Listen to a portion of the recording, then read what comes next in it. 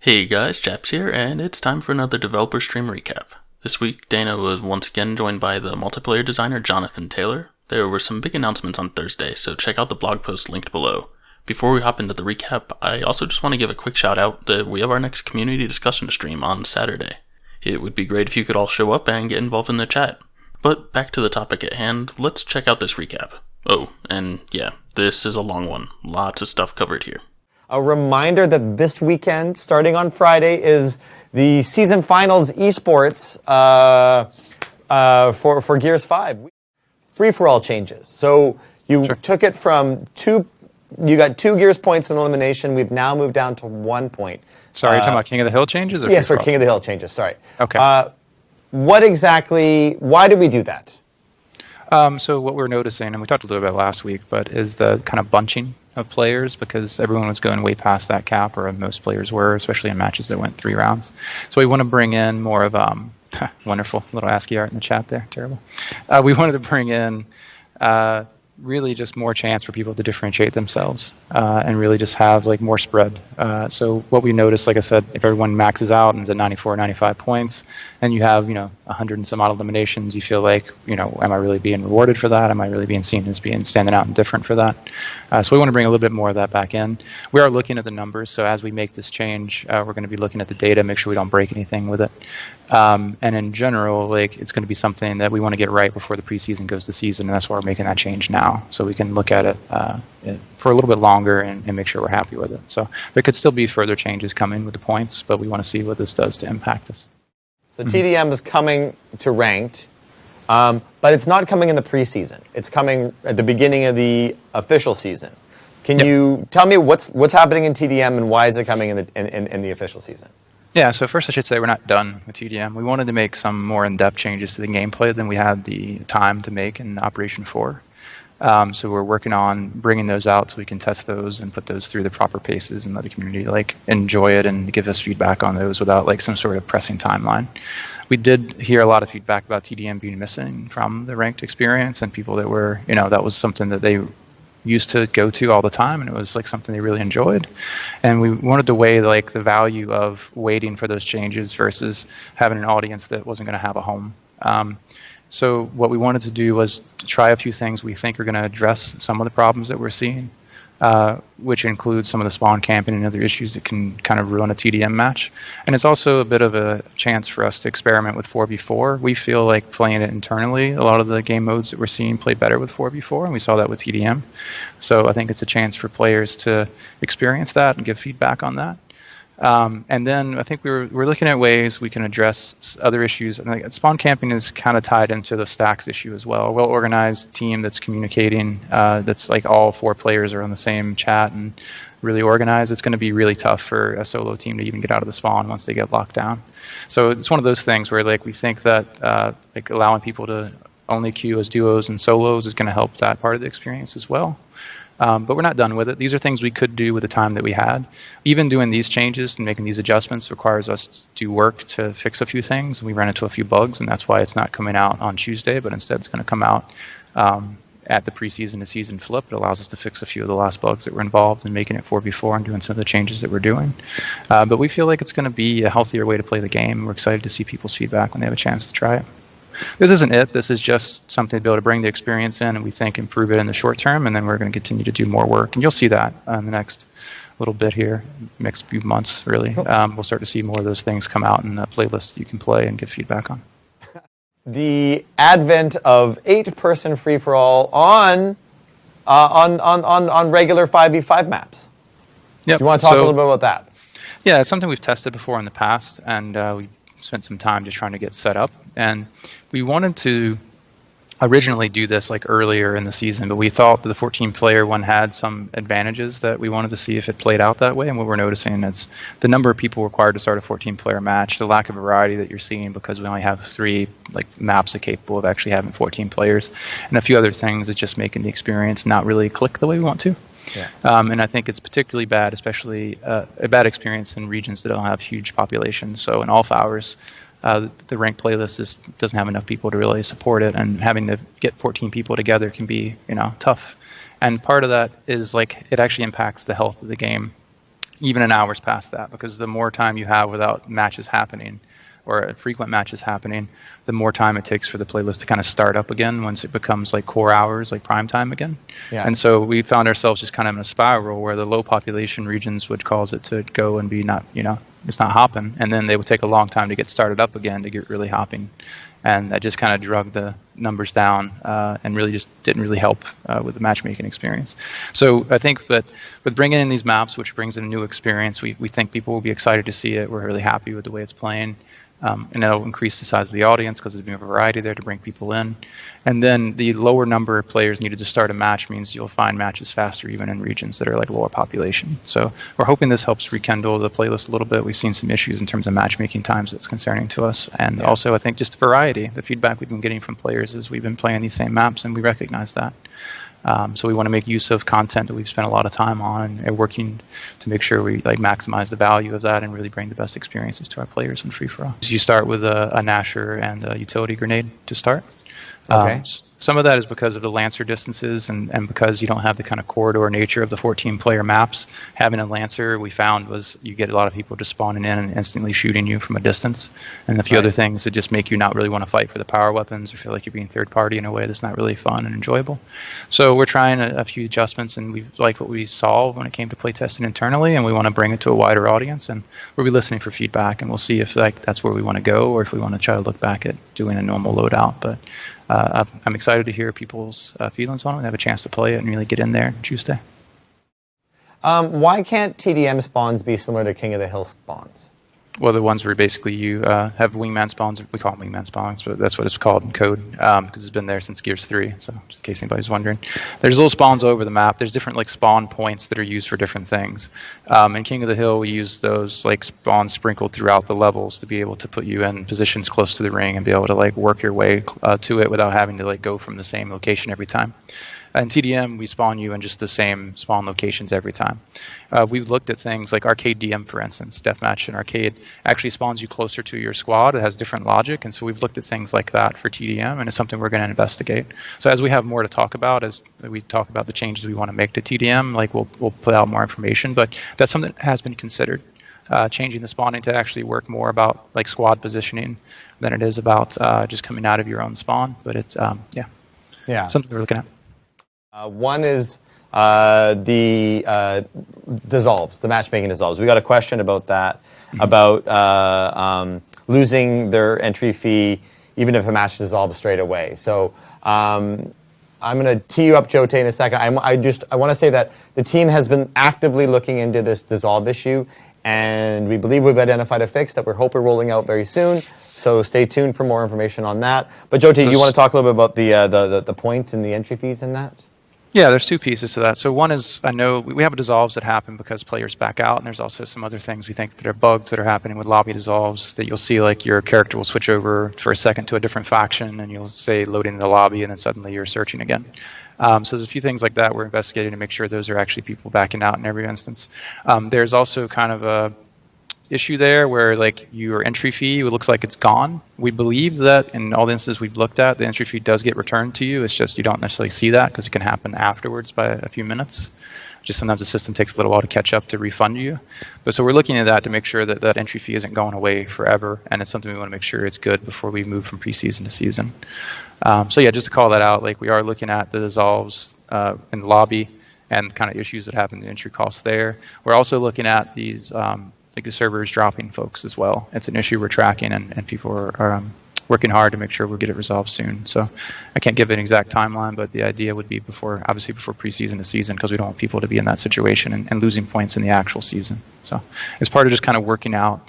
As we made changes to the ranked system, there's going to be knock-ons and stuff that kind of makes its way through. Some are bigger than others, and this is one we're putting a lot of time and effort into resolving soon. Do we see it being capped a little higher, or like is that something, or is that balance of the speed at which we feel like that's a healthy progression for people to move up? I think if we wanted to cap it higher, and something I've looked at, it would require kind of a rejig of a lot of the other numbers. And really, what we've seen is we're at a balance right now that's quite good. And the problem is if we move it too far off of that, then players that should be moving up in certain situations won't be, and then the number of players that actually move up faster is going to it kind of breaks down a little bit when it comes to the separation of players once you start adjusting beyond having about 100 points for the cap. And then also there's some problems with the behavior you can reinforce if you make that cap too high. So suddenly players are extending the matches or doing things to make it unnaturally longer. So what we tried to aim for with the cap is what we think a reasonable amount of for a person, eliminations for King of the Hill, for instance. It's a reasonable amount of eliminations to get if you're fighting to end the match as like efficiently as possible. So we don't really want to cause anything at all that causes somebody to say, stop capping the ring or slow down so we can, farm these people effectively. We want it to be you're playing hard to win fast, be able to move through, get those win bonus points, get your personal performance, and play that next match rather than trying to get too much value out of a single match. Any changes to escalation? Any plans for it coming to rank? Any, Yeah, so that's just similar to TDM. Like it's one where you have some work that we're doing internally that we are testing and starting to make sure it fits our schedule and trying to see when we can actually roll it out to allow people to test and play it. So it will be a little while. I don't really have a timeline on that, but it is something we're looking at. And I think the adjustments are ones people have been asking for a while, and we feel like we'll make it healthier and cleaner and just easier for people to pick up as well. So. Okay. And so what are happening to the tile-based free-for-all maps? Are they just kind of going into holding for a little bit, or?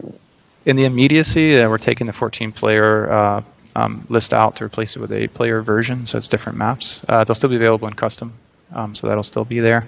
We are looking at how we would do that. It may be things that they come back for events. It may be things where we can actually trim down the size of those maps to make them work with the new format. So we're investigating a few different things there. It will be a little while. But, what about the impact of quitters on rank points, and, how are we accommodating that right now? Or is there anything we can do in the short term? So in the short term, like we do have something coming in future updates. We think it's going to help a lot with that. We're looking at the quit penalties right now to see if there's things we need to do to make them a bit stiffer. One of the issues we have is at the beginning of the operation, you have a lot of new players that come in to check out ranked. Some of them don't quite understand the concept of how rank works when it comes to locking teams in and really causing your team harm if you quit. So I think some of the higher quit volume at the very beginning is something that's not unexpected.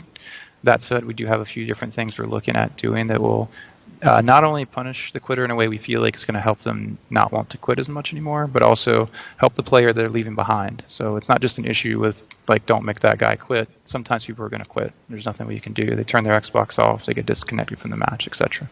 But we do want to lower the impact on the players that are sticking it out and that aren't quitting. So we're looking at ways to do that with the system right now. Yeah, and be known, like, especially with some of the disconnect issues that we're having right now, we want to balance that out. We want to make sure that people aren't being punished for, or unfairly unfairly being punished. I know what's happening right now, but we don't want it to be them to add to that until we really make sure that we're not having people leave the game through no fault of their own. Yeah, we covered it a little bit last week because those the bugs we have, like, we're hesitant to make the quit penalty any heavier in the short term, just because people are getting disconnected or dropped, and there's not really no fault of theirs. It's not even the internet's fault. So we're just looking at that and just trying to make sure those are resolved before we turn anything heavier on. And also, it's the season flip that we'd be looking at as well. So yeah, having people be able to play in a party on free for all, to me, yeah. There's no technical reasons that, I shouldn't say that. There may be. As far as I'm aware, there's no major technical reasons against that. It's really the social aspect of it and the fear of people that are teaming. So it's something we could look at, especially if it's an event quick play playlist. It's something I think we could experiment with and see if people like and see how bad it actually is, as long as it's contained. That said, we haven't really spoken about doing that. So it's something I'll take away and take a look at.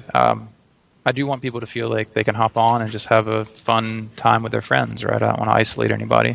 But at the same time, if a solo player goes into a match and suddenly 3 people are teaming up on him and murdering him in the pit over and over again, it's not really great for that player either, right? So there's a balance, right, between the player experience of those groups that are enjoying playing together and then the issues that can arise when it comes to them working together to murder people. So. Yeah. I think I'm going to make a video about this. Most people know that I personally want to be able to queue up with a friend or two. I just think this could be an interesting topic for discussion. Can we remove DBNO and free-for-all, at least for customs?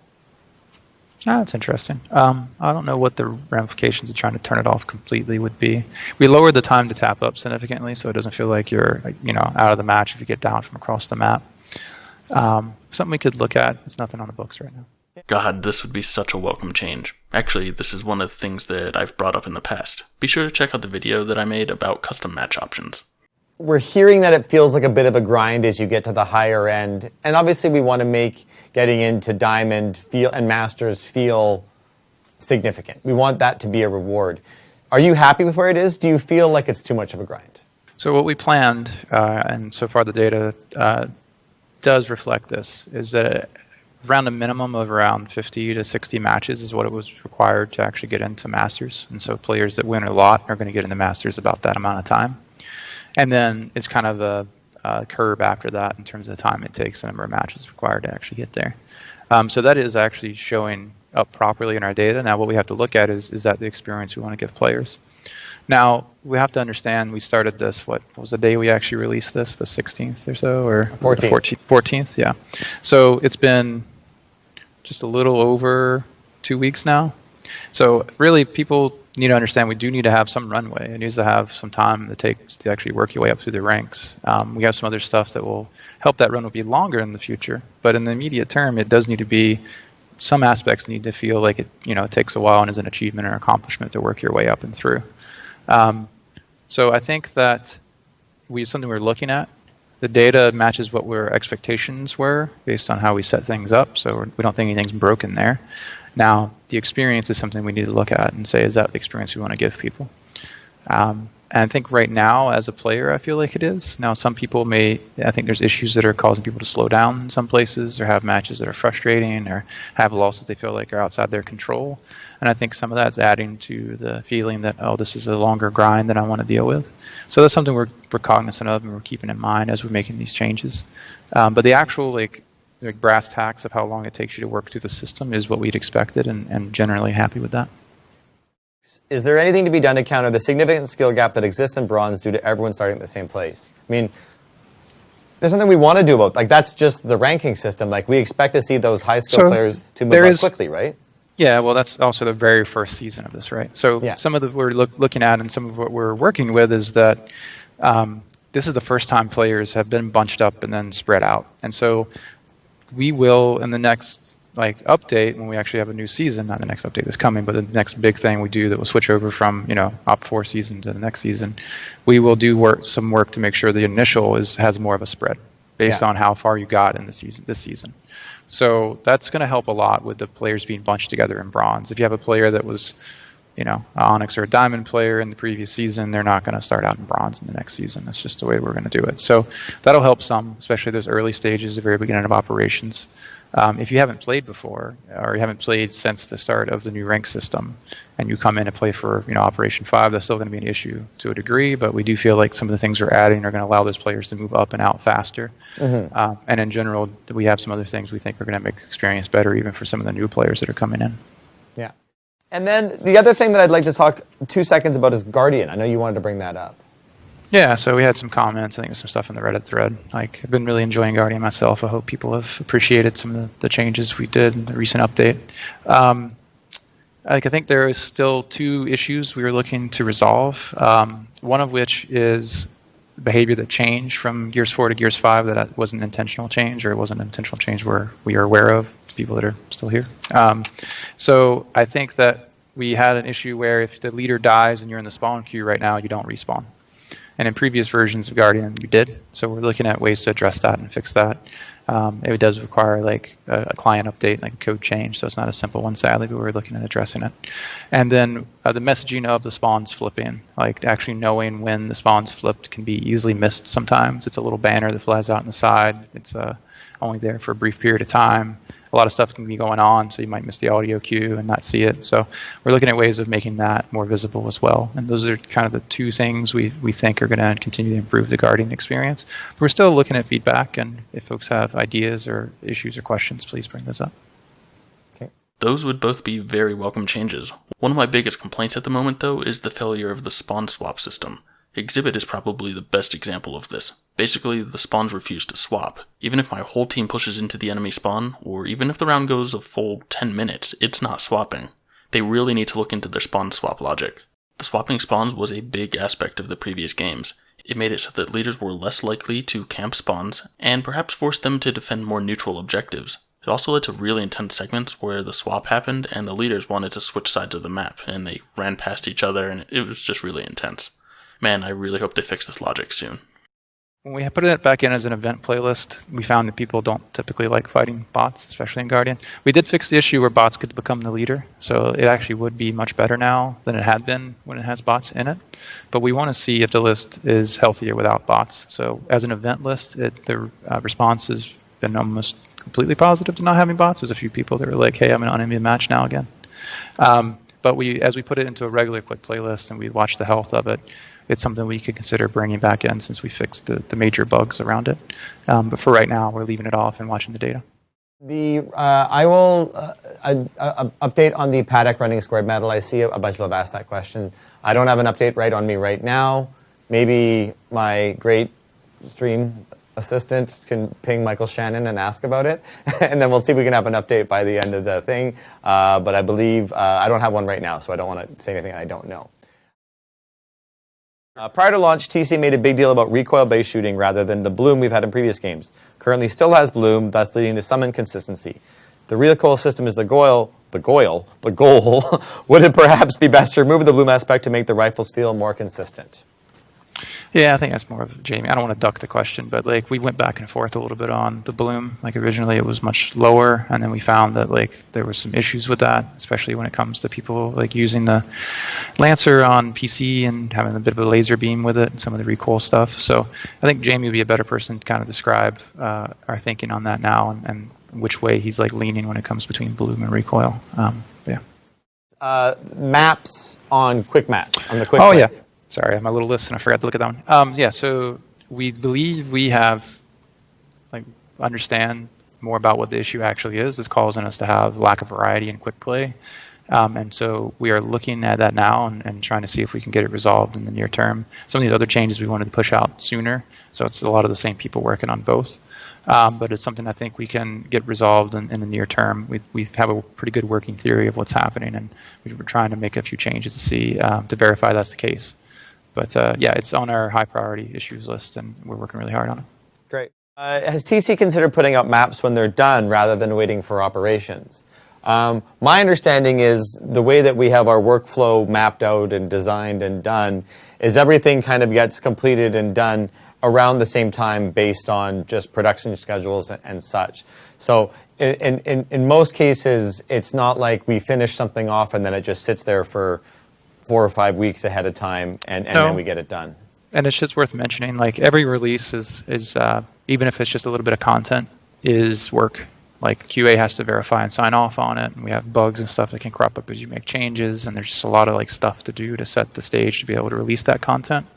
So it's not as simple as just like pushing a button and saying let's let this come out now. Sometimes the batching together is not just for timelines, but also because of the release process and the amount of like work and effort involved, and the amount of like uncertainty and things that can crop up if you rush what's going on. So it's really about more than just the hey, we're waiting to batch it for a big moment. It's also, it makes sense to batch it sometimes for making sure that we can actually release it as cleanly as possible, and we don't like push it and have too many bugs and aren't able to address other issues because we're so busy working on trying to release stuff.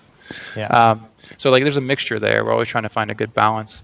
We are looking at ways of being able to bring things out on a more regular basis. But like I said, we're always going to have to consider that the work involved in releasing twice is always going to be significantly more than the work involved in releasing once, right, in that same period. Yeah. Well, and every time we do that, it actually delays the work after it, right? So it becomes doing one thing just slows the process down of everything else. So, and I'm going to make it up, or not make it up, but like if we were to go and throw maps out in the middle, like kind of the middle of Operation 4, that theoretically could actually delay the start of Operation 5, and then so on and so forth. So that becomes one of those ones. And then if you look at it and go, well, if we're doing an update, oh, these other things, do we want to, and then it becomes a bigger thing, and then it's what we call scope creep, and as that, or feature creep, I should say, and then as that gets into it, then it becomes this big fulsome update, and that just slows everything down. So, there we go. Are TC working on a fix for the quick play bug in which a match loads, nobody spawns, and it ends? Are you familiar with? I'm not familiar with this one either. I've run into it. I'd have to check to make sure that's logged. I think there's a timing issue with join in progress, and I can't remember if we have a full-on repro of that. So a lot of the bug stuff, you're best off, and this is maybe just sort of a general one, even in the chat here. The best way for you to go and flag bugs to us is using our support website, the developer playlist. What was the philosophy behind such a fulsome playlist change rather than little small pieces? So what we found, generally speaking, in experiments, you want to have like a simple control and turn one knob, and that's correct. That's the way to do it. If you have something where it's pretty close to where you want it to be, and you're just trying to like dial it in, it makes good sense. What we found was we did not think the experience that we have right now in the live game really represents what we want Gears PvP combat to look like and feel like to players. We found that a lot of the instances were stale when it comes to the kind of battles and types of styles of play that you would see. The way certain battles like played out were a little too consistent in some ways. We just saw the same sort of two-shot downs or the same sort of push-up to get it up A. And so we're trying to bring more variety and styles of play into the mix and get a little bit more interesting stories out of the battles that you're having, especially Nasher battles. So that was a big focus. And so this game really is a lot about Nasher gameplay and PvP. Like, I don't think anybody is outside of arcade. I don't think anybody's going to disagree with that. Mm-hmm. So looking at that, there's a lot of things there that weren't really doing what we think that we want them to or think they should. The old system was built on what we had has really been there since forever ago, and has a lot of inconsistencies kind of built in, and then it has a lot of things to like mitigate those inconsistencies, and they kind of got piled on top of each other over time.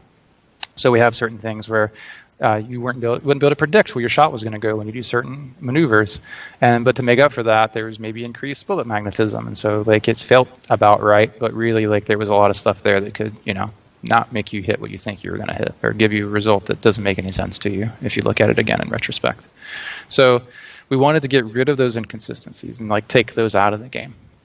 By doing that, it allows us to actually put a little bit more onus on the player to be know their shot is hitting or not, and make sure they're aiming their shot and lining it up properly. What we also found as we play tested it internally is it gives us a lot more interesting like battles, a lot more interesting like Nasher fights. Folks are able to get into a group and maybe dodge those shots, where right now it feels like almost a foregone conclusion that you go in a 2v1 or a 3v1 in retail. It's really hard to win that if the team is of, if they're organized at all or if they're paying attention, like they're going to hit those Nasher shots on you. It's going to be hard to outmaneuver those folks. So we want to give that space where somebody can actually pull off those awesome plays and have those awesome moments, as well as like making people feel that, my shot went where I'd expected it to. And then like that was on me, I missed there, or like this person outstrafed me and they won that fight. Now it's going to be a bit of a shock when people first come in, because they probably, if you've been playing Gears 5 and you're used to what we have right now, I think it is a departure in terms of like some of the Nasher experience. Like there's no doubt about that. So it takes a little while to adjust to. But what we found is once we played it for a little bit, we found it a lot more fun, a lot more dynamic than what we're seeing in the retail game right now. And we're hoping that the player base sees that as well and feels that as well. So yeah, we really, really want to be able to bring that kind of gameplay back in, and we feel like that over time we've kind of lost that. In Gears 5, looking back, it's just we don't know. We're looking for where it went, and we think we found it. So we're trying to bring that back in. Also, we are looking at the settings, just to be clear. Like this is something we found internally to be a good balance, and we've put some time into it. There are concerns that it might be skewing to the point where some people just can't hit shots at all, and that's a concern. So we have to make sure it still feels good and doesn't have instances where it just looks and feels broken. So if we have any of those, we'll look to address those and make sure tuning kind of catches up to what's going on there. But we feel like the initial cut is something that's really positive and strong, and we really want to get people in there to play it and give some good feedback on it. The dev playlist isn't out until next Thursday. About giving more points to a solo queue inside of ranked as a way to compensate for the harder challenge that they may or may not be taking. Is that something that is easy to do? Is there bad knock-ons for that? What is your thoughts around that as an idea? We were looking at it. We talked a little bit yesterday with the dev team to be able to understand what it would take and the estimates around it. there was some changes with that and a few other things that kind of fit in that same vein that we're looking at around quitters and MVP bonuses and things. So these are all things we're looking at that we think are going to improve the experience. Some of them are nudges, some of them are a little bigger than that. Overall, we feel like with the next big update, we'd be able to get it in, but there's probably not going to be coming for this season, changes for that particular piece. Now, we're looking at it, we're trying to see if we can prioritize it, but yeah, we have to look at it in the stack of everything else that we're doing, and there's a lot, so. Yeah. As the patch made the cover more sticky and getting stuck into corners, tap your A, or whatever is your A equivalent button on whatever controller scheme you have. We've seen it's something that is as you're going to it, it was enabled to provide roadie running along cover, and now by doing that, you just have to tap it to get out. So you're finding that might be sticky if you're holding it down. So we talked about that last week. Yeah, and we just keep hearing these reports, so Dana, I just wonder, it's something we can take away and look at. But it just feels like maybe there's something there that the user experience is kind of not really leading people to that. Yeah. Look at it. Thank you, Jonathan. You keep hearing these reports. Clearly something is wrong. Again, I don't think the issue here is players not being aware. I think the issue is that you changed up the movement mechanics from what people are used to. I really don't think they actually fixed any true problem here, and you clearly created a problem. I wish they'd talk about this more. I still don't really understand why they did what they did. Why not 10-player free-for-all instead of 8? Size of the maps, we tried 10. It's just a little too tight. I think you would find that you were running into people a little too often. So we wanted to have the right level of frenetic, crazy energy, but not feel like you're always in a dog pile of people and you have no chance really to separate and have a good fight with one person. So, yeah. Jonathan, can you improve co-op versus AI server allocation? Find a lot of time, the whole lobby are 200 plus ping. It's like US West servers for people that are in Europe. Do you know what's going on with that? No, I don't. That's something I think we can take away and talk with our online guys about. Submit a ticket on support.gearsofwar.com about that. If you've got a video and time of when you're playing and all of that kind of stuff, that allows us to quickly isolate what's going on so we can go look at the exact circumstances. Hey Delta, Chaps here, and boy have I got a job for you. Go submit your plethora of videos. For those who don't know, this issue has been present for quite some time. Our friendly Aussie forum mod Ghost of Delta has been talking about this since launch, and even had some back and forth with Ryan about it. Ryan was clearly aware of it. It's pretty disheartening to hear that the current team may not be aware of the issue. There was a bunch of questions around Op4. In terms of the cadence of the way we did some marketing, yeah, I think generally we were happy with that. I'd like to see the trailer go up maybe a day before, but other than that. Yeah, I think that was always that kind of tensions around where it'd be kind of back and forth. The developer group, usually design group, wants to see as much information as possible earlier because there's nothing better than reading people's comments when they're positive, at least. Even the negative ones are okay. But seeing people react and invested in the thing that you're doing is super great. So yeah, as soon as we can get that out, kind of get that feedback and see if there's anything on there that suddenly strikes people the wrong way, or just in general, the interesting things we read from that, we always want to do that faster. So yeah. Oh, there is an update on Paddock, sorry. Information is coming in real time. It is logged and the fix is being worked on. It's slated for an update soon, probably for the next bigger update. But we're not sure, so we don't want to promise that. So stay tuned. We are aware of it. It is being worked on, so I wish I could give you guys better information on that, but that's kind of where we are. So thank you, team, and thank you, Mr. Shannon, for giving us that information. In terms of the meeting around getting assets for the community to use via the Coalition Army, yes, that meeting was there. Unfortunately, the person I was hoping was going to help with that was predisposed in terms of bandwidth, so now I'm having to reorient a few people's priorities so we can get those assets into the folder sooner than later. So apologies for that.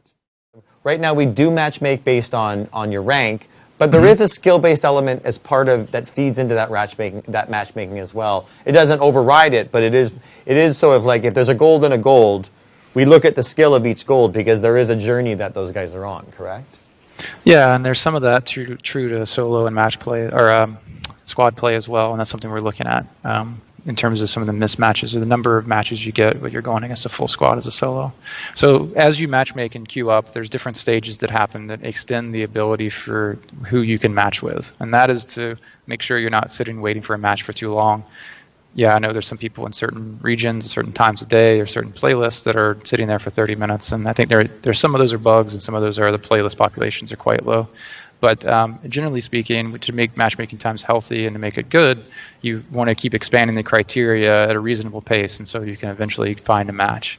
So after you've been waiting for the 2 or 3 minutes, it expands a little bit more and changes the criteria, and expands a little bit more and changes the criteria. So we're looking at what those expansions actually are and the criteria changes are, and just trying to make sure that we balance matchmaking times with being able to find you a match that's going to be a good competitive match.